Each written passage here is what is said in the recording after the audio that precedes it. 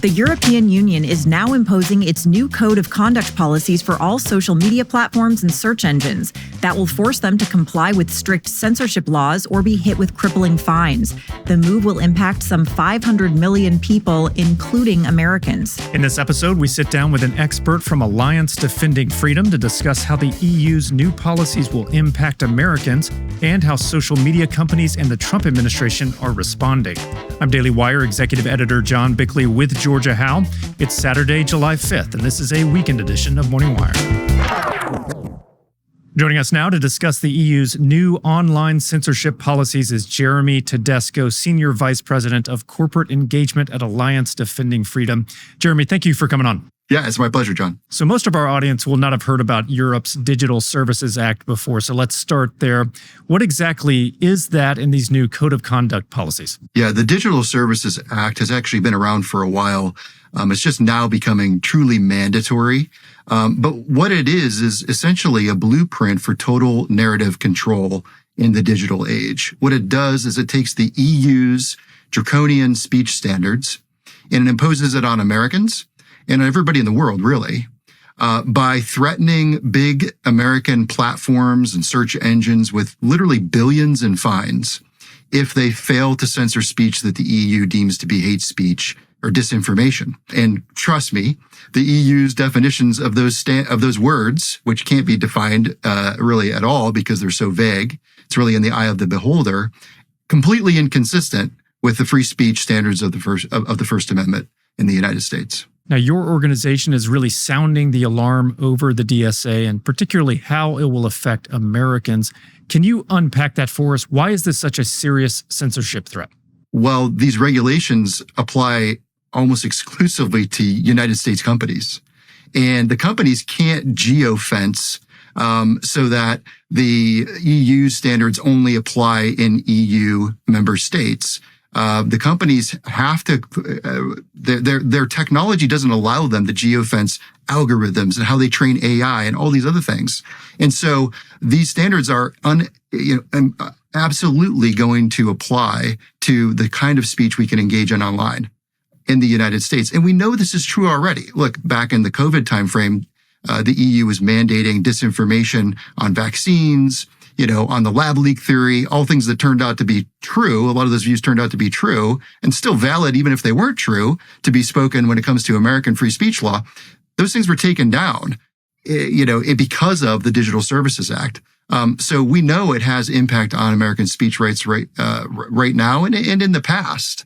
And so it's only going to get worse. One other example I think your listeners should know about was back during the last presidential election cycle, Thierry Breton, the EU commissioner, who was the final enforcer of the DSA, sent a letter to Elon Musk and X when he was hosting President Trump on a X Live and said, look, we're really concerned that your interview of President Trump is going to violate the DSA's hateful conduct and incitement standards.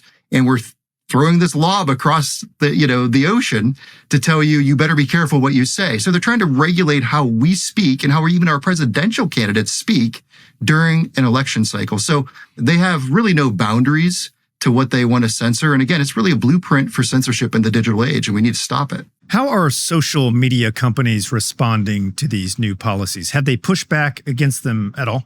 Well, the companies themselves are going to be required to mitigate the risk of harmful content being online. And that's harmful content as defined by EU law. And so the companies have to start deleting, restricting, shadow banning any speech that could possibly come into conflict with EU laws on hate speech and disinformation. I think about this at a time when the DSA was voluntary for these companies to comply with. We know that 11,000 accounts on Twitter were suspended because of the EU's definition of COVID disinformation. So now that this is going to become mandatory, that's only going to get worse. The censorship isn't going to get better in a mandatory world where the companies truly are facing these crippling fines if they don't censor consistent with the EU's, view of what's right and wrong. I mean, essentially is the EU setting themselves up as the arbiters of truth online. How has this administration been different than the Biden administration in terms of, obviously this is a long time coming. We've seen these actions really ramping up, like you said, in 2020.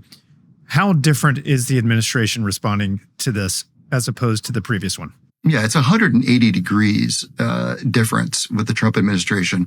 The Biden administration was a full participant in the censorship aims, not just of the EU, but this entire censorship complex that President Trump talked about during his campaign trail, where private companies, academic institutions, media outlets, nonprofit organizations. Like Daily Wire? Yeah, but the Daily Wire was, of course, one of the targets of all that, of course. And we're battling that out as you are in court. We are in the public square and with a lot of the companies that did that to you. So the Trump administration has turned that all around. They've stopped a lot of the funding that even our own federal government was funding a lot of the nonprofit organizations that were a key part of this censorship complex. Those ones who flagged content in outlets like yours for censorship. But he's also stopped a lot of the coordination efforts. He shut down entire departments, like the Global Engagement Center, that were kind of the tip of the spear when it came to that under the Biden administration. But what we've learned as we've dug more and more into this issue is it doesn't solve the censorship problem online just to stop the federal government from everything it was doing. This international aim and goal to censor through the DSA and other international efforts to censor is on our doorstep. It's already affecting American speech. It's only going to get worse. And so we certainly have been encouraged by how much J.D. Vance has talked about this issue. President Trump has certainly prioritized free speech and diplomatic conversations and negotiations with European countries. And we hope that starts to ramp up really with the EU as well as Ambassador Anthony Puzder, who's the ambassador to the European Union, hits the ground sometime soon. Well, we've just seen how effective Trump can be in strong-arming Europe at the NATO summit. So we'll see if he can force Europe's hand here as well. Jeremy, thank you so much for joining us. Yep, thank you. That was Alliance Defending Freedom's Jeremy Tedesco, and this has been a weekend edition of Morning Wire.